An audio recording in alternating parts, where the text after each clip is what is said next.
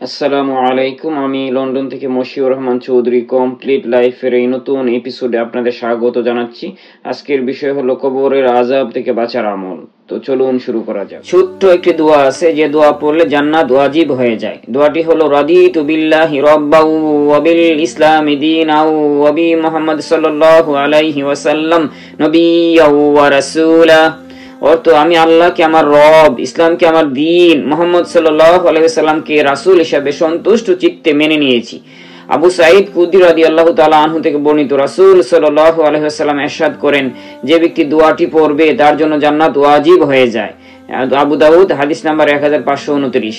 অন্য এক হাদিসে মুনাইজির রাদিয়াল্লাহু তাআলা আনহু থেকে বর্ণিত হয়েছে, আমি রাসূলুল্লাহ সাল্লাল্লাহু আলাইহি ওয়াসাল্লামকে বলতে শুনেছি যে সকালে রাদিতু বিল্লাহি রাব্বাও ওয়া বিল ইসলামি দীনাও ওয়া বি মুহাম্মাদিন নবী ওয়া রাসূলা যে পড়বে আমি তাকে তার হাত ধরে জান্নাতে পৌঁছে দেব। অপর বর্ণনায় আছে, যে ব্যক্তি সকাল বিকাল 3 বার এই দোয়া পড়বে কিয়ামতের দিন আল্লাহ তাআলা নেকি বৃদ্ধির মাধ্যমে তাকে সন্তুষ্ট করবেন। কবরের আযাব। কবরের আযাব বড় সাংঘাতিক বিষয়। আল্লাহ রাসূল হুজুর সাল্লাল্লাহু আলাইহি সাল্লাম এই কবরের আযাব থেকে বাঁচার জন্য সাহাবাদেরকে সাবধান করেছেন। আর উসমান রাদিয়াল্লাহু তাআলা আনহু কবরের পাশে দিয়ে গেলে কাঁদতে কাঁদতে ওনার দাড়ি এই মোবারক ভিজে যেত। তো এই জন্য কবর থেকে বাঁচার জন্য আমাদের আমল করা দরকার। তো আজকে যে দোয়াটা পড়া হলো, এই দোয়াটা কবরের 3টা প্রশ্নের উত্তর। কবরে জিজ্ঞাসা করা হবে, মান রাব্বুকা, অমান দীনুকা, অমান নাবিয়ুকা। এই 3টা প্রশ্নের উত্তর হইতেছে এরকম, রাদিতু বিল্লাহি রাব্বাও ওয়া বিল ইসলামি দীনাও ওয়া বি মুহাম্মদ সাল্লাল্লাহু আলাইহি ওয়াসাল্লাম নবিয়্যাও ওয়া রাসূলা।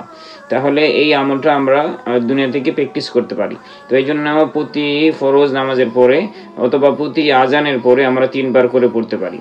তাহলে 3 × 5 = 15 বার হয়ে যাবে। এভাবে প্র্যাকটিস হয়ে গেল দুনিয়াতেই। এই যে এই আমলটা যে প্র্যাকটিস করবে নামাজের আগে অথবা পরে, ইনশাআল্লাহ কবরে গিয়ে তার প্রশ্ন উত্তর করতে সহজ হবে।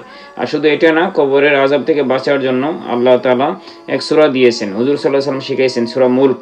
29 পারার 30 আয়াত বিশিষ্ট একটা সূরা আছে, সূরা মুলক, যে এটা প্রতিদিন মাগরিবের পরে মানে ঘুমানোর আগ পর্যন্ত সময়টাতে তেলাওয়াত করে নিবে। আল্লাহ তাআলা এই সূরার বরকতে তাকে কবরের আযাব থেকে হেফাজত করবেন। এই সূরাটা তার কবরে রক্ষা কবচ হিসেবে থাকবে, সঙ্গী হিসেবে থাকবে, কবরের আযাব থেকে বাঁচাবে। এই জন্য বলছে যে কবরের আযাব থেকে বেঁচে গেল সে আখিরাতের বাকি সব ঘাটি থেকেও বেঁচে যাবে ইনশাআল্লাহ। এই জন্য কবরের আযাব আমাদের প্রথম ঘাটি আখিরাতের। তো এই জন্য এটা থেকে বাঁচা জরুরি। তো এই জন্য আমল করুন, চেষ্টা করুন, আল্লাহ তাআলা আমাদের আমল করার তৌফিক দান করুন। এই জন্য আপনাদের আত্মীয় স্বজন, বন্ধু বান্ধব, পরিচিতদের মধ্যে এই ভিডিওটাকে শেয়ার করে দিন। এই ভিডিওটা শেয়ার করলে যতজন আমল করবে তার নেকি আপনিও পাবেন। এই জন্য কবরের আযাব থেকে নিজে বাঁচুন, আপনার আহাল দীর্ঘকে বাঁচান, আপনার পরিবার বন্ধু বান্ধবকে বাঁচান। এই জন্য শেয়ার করে দিন, ইনশাআল্লাহ এর দ্বারা আপনি দুনিয়া আখিরাত উপকৃত হবেন।